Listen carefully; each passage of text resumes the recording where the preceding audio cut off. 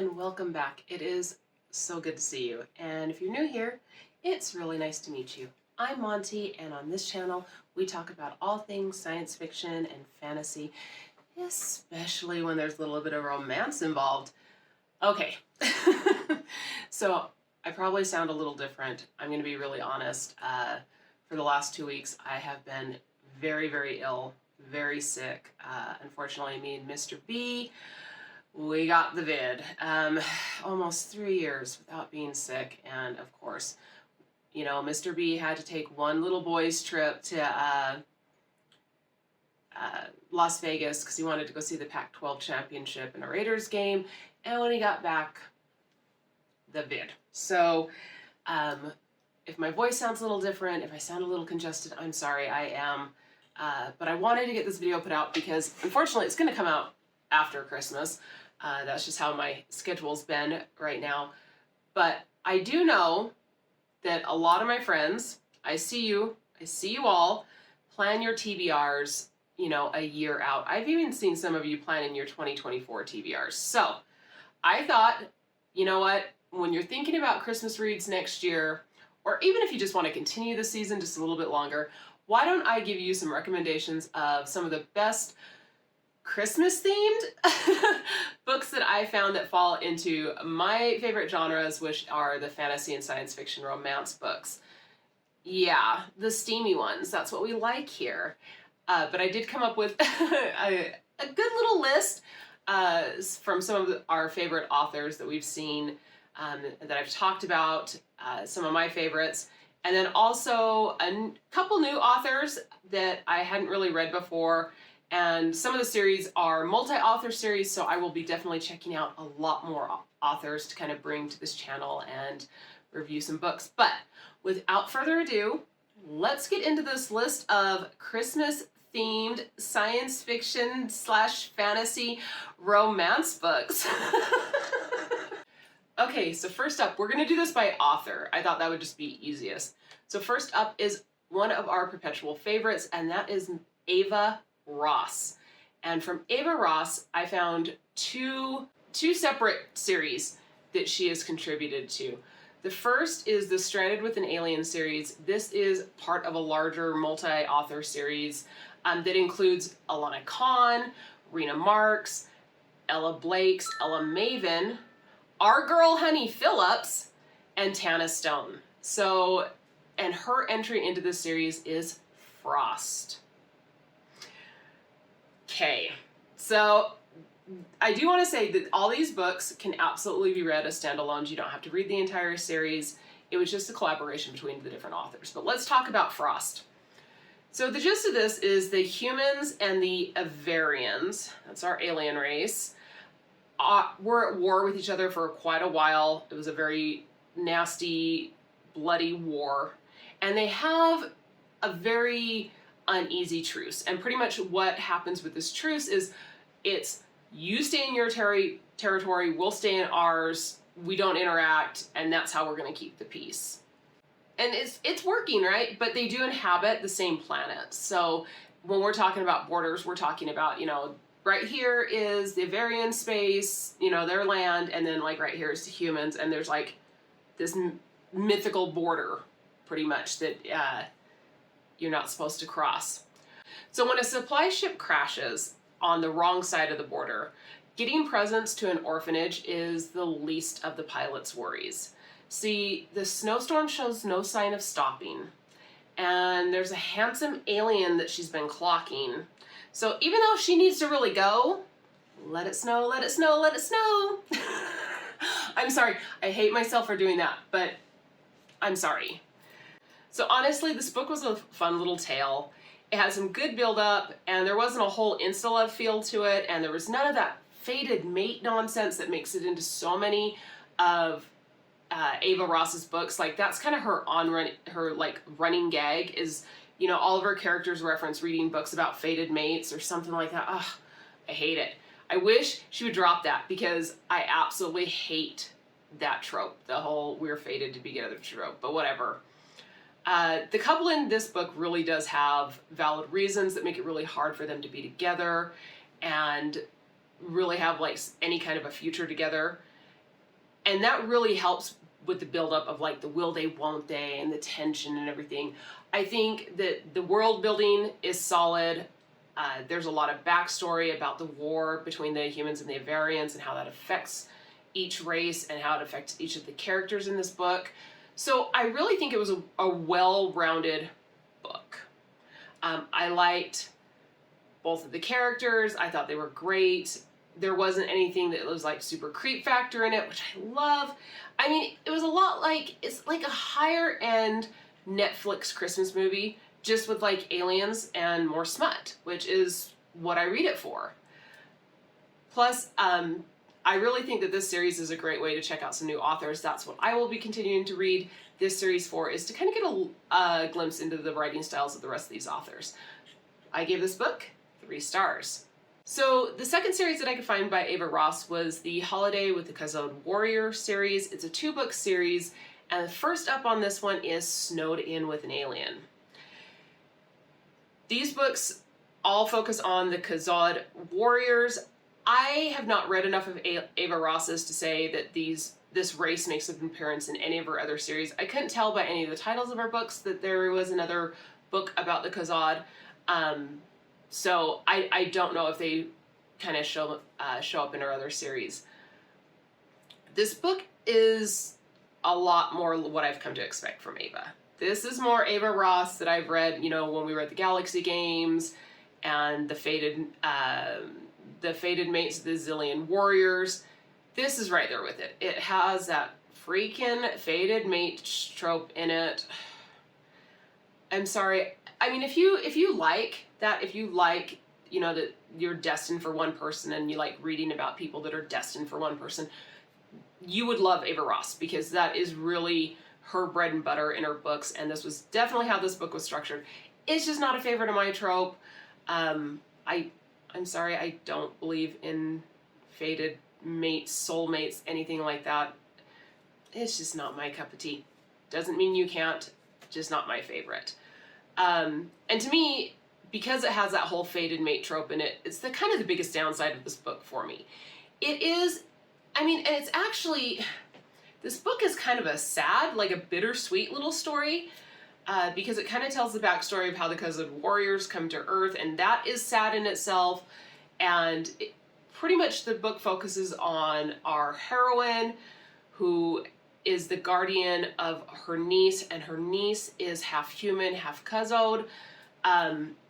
And what happens to her parent, the little girl, her name's Pansy, her parents is like super sad, and pretty much our heroine is taking little Pansy to spend Christmas with her. It's like the first Christmas she's having without her mom and dad, and there's this whole subplot about the heroine's mom, and I believe her name's Ada. Yes, Ada is our heroine, and Ada's dad and stepmom want to take custody of Pansy away from her. So they're just having like this last Christmas, and on their way to their like remote cabin, they come across a crashed ship and this Khazad warrior, and he is not faring very well in the snow. So of course Ada helps him, takes him back to the cabin, and yeah, they have to wait out the storm before Earth's government can come get the Khazad warrior to take him to his diplomatic mission. And like I said, it's really sweet. It's definitely like a Hallmark movie. It's just full of that sweetness, and it's fine. It's just fine. I gave this book 3 stars. And the second book in the Holiday with the Khazad Warrior series is Falling for the Alien Elf. I did not read this one, but I did want to mention it, so in case you want to check the series out. Okay, so up next we have our girl, Honey Phillips. And I found 2 series that Honey Phillips contributed to. One was the Horned Holiday series. This is her series. It is a 3-book series. And the first of those books are Krampus and the Crone.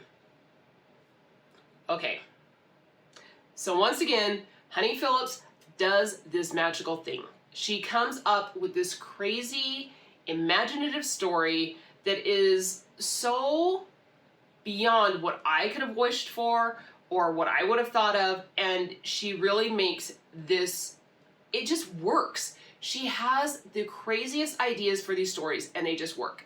Now, if you watched any of my other reviews on Honey Phillips books, I always say I love her ideas, but I feel like I just want more from her. Like, I just want more in the story. No, this is the book. This is the book she delivers in. I loved this book. So pretty much the premises of it is that we have this witch that lives by herself on a mountain. She wears a disguise that makes her look like she's ancient. And she pretty much comes down off her mountain to the little village at the bottom of it to help the women of the village. She sells them like potions and salves and creams and stuff like that. And the witch's name is Jael. And so I just want to say that I stan Jael in this book. She is like the hero that we all need, because she's down there selling birth control to these women of this village. She's helping them. She's selling them remedies to help with like their monthly menstrual cycles and stuff like that. Like, Jael is doing it for all of us, so love her. So Jael is definitely not trusted in this village. Like, they eye her with suspicion. And when a couple of children go missing, she's the first one they suspect. They think the witch has taken the children. But it turns out that no, Jael does not have the children, and she helps search for them. And the villagers start to think that just possibly, could it be, the legend of Krampus is true, and Krampus is here to steal the misbehaving children. But just like Jael, not everything in this book is as it seems. Honestly, dude, I'm telling you, I freaking love this book. Finally, I got what I've been asking for from Honey Phillips. I got that, like, that little something more. That it was so well written. There was enough build up. There was enough tension. It wasn't insta love, which is amazing. It was just so good. And I will say, the only downside of this book, and I hate to have to say this, is there is one scene that does involve voyeurism that, I don't know, it has that little bit of creep factor to it. If that's your kink and you love that, look, I'm not here to yuck your yum. To me, it's just, it's not my thing. So that's the only problem I had with this book. But other than that, there is nothing that could have made this book any better, unless maybe Jael was selling Aqua Tofana. And if you read the book, you'll understand why I said that. All in all, I gave this book 4 stars. It is steamy, it is hot, and it is also sweet. I absolutely loved it. Honey Phillips, you did it. Now, there are 2 other books in this series. There's A Gift for Nicholas, that's book 2, and A Kiss of Frost, which is book 3. I have not read those yet, but I always like to let you know when there are more books in the series. All right, and I will mention that Honey Phillips did contribute one of the books to the Stranded with an Alien series that we talked about when I was talking about Ava Ross, and her entry into that was Sinta. At the time of filming, I have started Sinta. I have not finished it. So far, I'm liking it. It's a slow burn, slow build up so far, honey. So fingers crossed that it follows Krampus and the Crone in that style where we just get a little bit longer development of the characters. And I will let you know in one of my reading wrap-ups what I thought about it. Okay, so moving on. She's your favorite, she's my favorite, she's everyone's favorite, right? You either love her or you hate her, Miss Ruby Dixon. So with Ruby Dixon, there are 3 holiday books that I found that she has written. The first one is Ice Planet Holiday. This is part of the Ice Planet Barbarian series. It's a novella. It is not a standalone. If you're reading through the Ice Planet Barbarians, this is one of the books you'll come across in the series. If you wanted to read it as a standalone and you don't have the whole lore of the IPB universe, no, you're not going to get it. But pretty much what it is Georgie and the other women on Ice Planet, I hate calling it by its name. Anyway, they decide that they want to have a new holiday, introduce some of their traditions from Earth to the Sakui, and really build like this holiday tradition with them. And pretty much they end up creating this holiday that is a mashup of like Christmas and Hanukkah and Thanksgiving with some other randomness thrown in, and they end up calling it No Poison Day. Okay, look, the Sakui don't always understand human traditions, and like mistletoe is kind of hard to explain, and if you don't have an understanding of like what we use mistletoe for, I can see why it could come across a little weird. Plus, the women, the Earth women on this planet are the absolute worst at naming anything. Like, there is no creativity there. They cannot name anything to save their lives. I mean, not Hoth is their planet. Not potatoes are the root vegetable they use. They don't have a lot of creativity. So, no Poison Day. Like, what else did we expect from them? But it's a cute little short story that, you know, it has plenty of laughs and it has a little bit of romance. I mean, we get to see the end of the saddest relationship that has ever taken place in the Ice Planet Barbarian universe on that planet. And really, this book truly was like a setup for our messiest little character, Beck, to do what he does later that, you know, makes everyone facepalm and kind of hate Beck. But it's needed, right? I mean, this is like the Christmas comedy that has this like super sweet resolution in it. And I just like, quick sidebar, I know that everyone is like, Beck's the worst. To me, look, Beck is messy, yes. Beck's not a great person, no. Beck is like, he's not like this great hero that we all should be rooting for. However, I think Beck is one of the best characters of the series because without Beck, he's like a catalyst in so many things. And without Beck, like honestly, the whole storyline would have come to like a dead halt and it would just been like miserable. So we need messy characters like Beck to kind of propel things forward. So if you hate Beck, like look at him this way. He's a necessary sour so you can appreciate all the sweet in these stories. With Ice Planet Holiday, I gave this book 3 stars. All right, so next up is The Barbarian Before Christmas. And so this is the next year, right? And the IPB crew, they went through 1 year of Christmas. They're going to no Poison Day, so they're going to celebrate it again. And this year we get a redemption tale for our resident mess, Beck. Yes. Yes. So the sour finally gets to be just a little bit sweet, help us appreciate all that saccharin that we get with these stories. In this book, we get introduced to one of the most interesting characters from the Ice Home tribe, and he plays a big role in this. This is really the story of, you know, our characters have to overcome so much so they can save Christmas and they can be there for their loved ones. And it's really a sweet little story. And like I said, we get to see Beck in a good light, and he really gets to help his mate have a really happy holiday. And plus, like I said, we get to see the best character from one of the best characters from Ice Home. So it's a sweet little story. It has a little more action than a lot of the other stories on this list. I mean, believe me, it's not Die Hard or anything, but it's fine. It's fine. 3 stars. Okay, so Ruby Dixon's newest book, little novella, is a Risdaverse tale. And y'all know the Risdaverse tales are my absolute favorites. Like, I freaking love them. I think they're the best thing that Ruby Dixon writes. I just want more.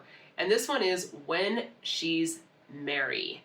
When I saw this, I was so excited. I was like, ah! Like being dumb because I was so happy that this book came out, like this tale. And this is really the first of the Risdaverse tales that have anything to do with like Christmas or like real holidays in them. And the thing I like about the Risdaverse tales is I feel like in these books, Ruby really explores like the human condition, and she even explores how, you know, there's like a depth to the aliens the Masaka that live on Risda. And even, I mean, and we can even expand that out, right? Because we've seen a Praxian that has a very sad backstory and everything. So, like, I'm always going to champion the Risdaverse tales because I just think they're so good because I feel like there's just more to them. There's more substance to them. And sometimes they're really short books, but they explore, and yeah, they're just little slices of life books most of the time. But I think they explore so much deeper in characters, and you get a good character study. And like I said, there's so many topics that Ruby explores there. And I think she does it very well. And this book's no different. So this book, I will say, there is a theme, and a large part of it is about depression and dealing with depression, living with depression, and how, people think you just need to be happy, and how that's not, like, dude, if that was the answer to it, like, oh yeah, okay. But and I think that it was really well written, and I think it was really sensitively written, both the human aspect of the depression as well as the Masaka side of it and their view on it. It was such a beautiful way that she kind of brought the two experiences together. And I mean, and of course, it's a Ruby Dixon book, so there's plenty of this, there's plenty of romance. It's a cute enemy to lovers story that really does center around the Christmas holiday, and it's really a sweet story. Yes, there is our hot, sassy scenes in it. It's Ruby, but it's really a sweet, sweet story. And it's honestly my favorite out of her three. It's just a really good story. And I gave this book 4 stars. Okay, so next up is Anna Winters. So this book is really what kind of started this whole rabbit hole for me of finding these different Christmas books by my favorite romance authors. I had finished one of Alice Winter's books, and the Kindle algorithm suggested this one. And I'm gonna be real honest right here. I'm not someone who is like a huge fan of Christmas. Honestly, if I didn't have like extended family, nieces and nephews, I probably wouldn't even celebrate Christmas. No, I don't decorate for Christmas. I'm currently looking at a pile of presents I haven't wrapped, and we're looking at, it's December 22nd when I'm doing this video. So, right, I don't have a tree, nothing. The birds hate the trees, so no, we don't have any of that. But I decided to read this book just because, and I did speak a little bit about this book in my Frankenstein tag, so if you've seen that, you know that I obviously enjoyed this book. But, so A Villain for Christmas it's a book that's part of a larger multi-author series called the Snow Globe for Christmas series. Now, from what I can tell, all of these books are you can be read as standalones once again, and this series includes books by authors like Jackie James, Jacqueline Osborne, Wendy Rathborn, Brittany Cornier, I don't know if I'm saying that right, Jackie North, and J.D. Light. And I did read a couple of the descriptions because I am not familiar with any of these authors outside of Alice Winters. So I read a couple of the descriptions, the little blurbs about these books, and from what I can find is that these are all M2M romances. So if you like M2M romances and you're looking for more authors that write M2M romances, you may want to check this series out. Now, like I said, this book is an M2M romance, and I freaking love this book. It is absolutely everything. It is written in true Alice Winters style, which means it's charming, it's witty, it's funny, it's sweet, like it's everything. It is everything you can hope for in a romance story. And in this story, we pretty much see our villain for Christmas, who is Leviathan. And yeah, he's really a villain. Like, he's from a family of supervillains. Well, wannabe supervillains, but anyway. And all Leviathan wants for Christmas is to be left alone so he can read his books and dress up his little hairless cat. I mean, Leviathan is all of us. We are all Leviathan. We are one. But unfortunately, his family just won't give him that peace that he wants, and they continue to try to pull him into their evil plans. Yeah, and when a robbery gone wrong leads to him being rescued by the city's superhero Crone. I mean, isn't that what we all dream of? And it really doesn't hurt that Leviathan has kind of had a crush on him since they went to middle school together. And of course, this begs the question, can Leviathan keep his supervillain identity a secret from Crone long enough to make it through Thanksgiving? I mean, let alone Christmas. But Leviathan is not the only one who has secrets, and Crone's been keeping a secret for many, many years. Honestly, like I said, I love this book. I'm raving about this book because I absolutely loved it. Superpowers, an unlikely hero, messy family. Like, this book is a Griswold's Christmas Vacation meets Die Hard, and I live for it. Like, it's absolutely amazing. One of the best Christmas books, one of the best books I've read in a long time. I laughed, I cried, I squealed, I gushed. Seriously, if you enjoy a good romance with just enough hot, sassy scenes, don't sleep on Alice Winters. She is absolutely amazing, and I don't know how you can't fall in love with each and every one of her characters. I gave this book 5 stars. Okay, so final book on this list. I'm going to be real honest once again. Look at me being 100% genuine here. I picked up this book because I wanted to read something that was super ridiculous that I could kind of be cheeky about and kind of poke fun at, and we could all have a good laugh. And this book seemed to be exactly what I needed. But no, I was disappointed. At least, like, I can't make fun of this book. This book ended up not being the silly farce that I wanted it to be. It's actually very sweet, very poignant, and very heartfelt. And this is Santa's Secret by K.C. Wells. All right, you're going to have to take a leap of faith with me while I describe what the plot of this book is, the little bit that I'm going to tell you about. Because believe me, when I read the blurb, I was like, this sounds awful, stupid, but and possibly creepy. Trust me on it. I would not steer you wrong. So pretty much this book centers around Anthony. He is a 12-year-old boy who gets in trouble for telling his younger brother that Santa Claus is not real. And that Christmas Eve night, Anthony gets up and he stumbles in on Santa Claus putting presents under their tree. And he has this conversation with Santa. You know, pretty much Santa makes time stop all around him, so only Anthony and Santa are in this moment. And they have a conversation about how important it is for, you know, the kids to believe and have something to believe in, and how sad it is when you kind of lose that innocence of childhood and you stop believing. So Anthony has a secret, and his secret is that he knows that Santa's real, and every Christmas Eve he gets to see Santa for, you know, a short amount of time, and they have a conversation, and they develop this friendship. And every year the conversation is just pretty much Anthony filling Santa in on how his life has been, how his family is, and Santa just being a kind, listening kind of mentor figure that validates Anthony and reassures him in times of doubt and crisis. So as Anthony grows up and ages, Santa, he never changes.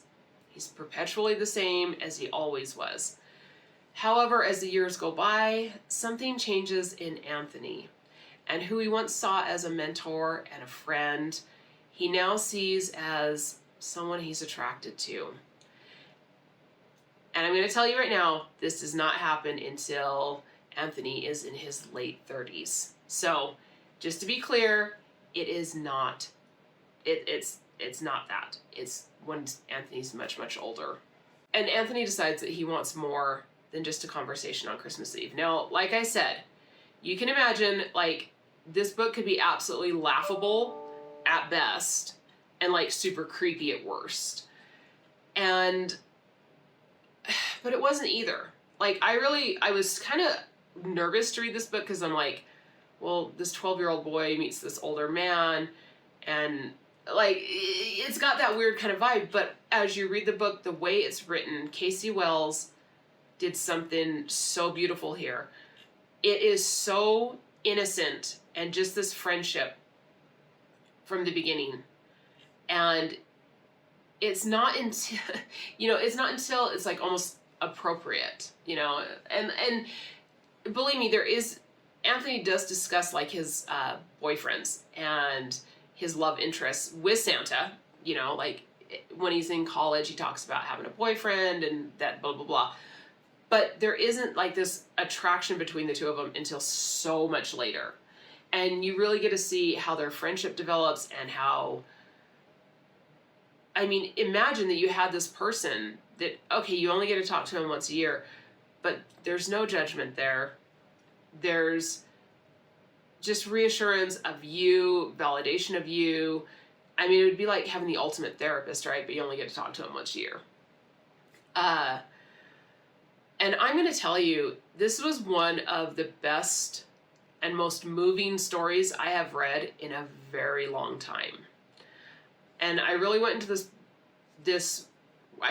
reading this book hoping that I was going to kind of hate it and I could laugh at it. And it moved me to tears.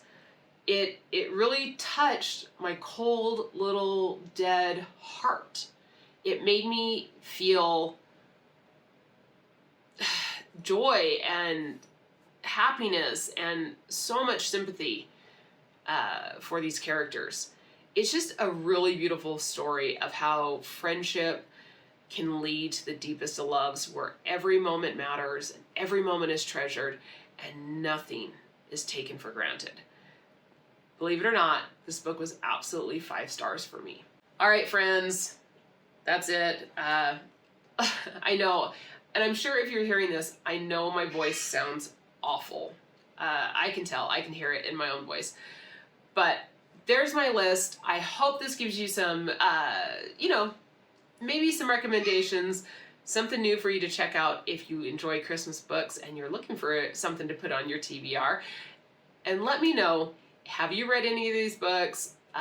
Were there any surprises on what I put on the list? I know we need to branch out of the big 3, Ava and Honey and Ruby. And I'm going to start reading some more authors so I can bring you some more.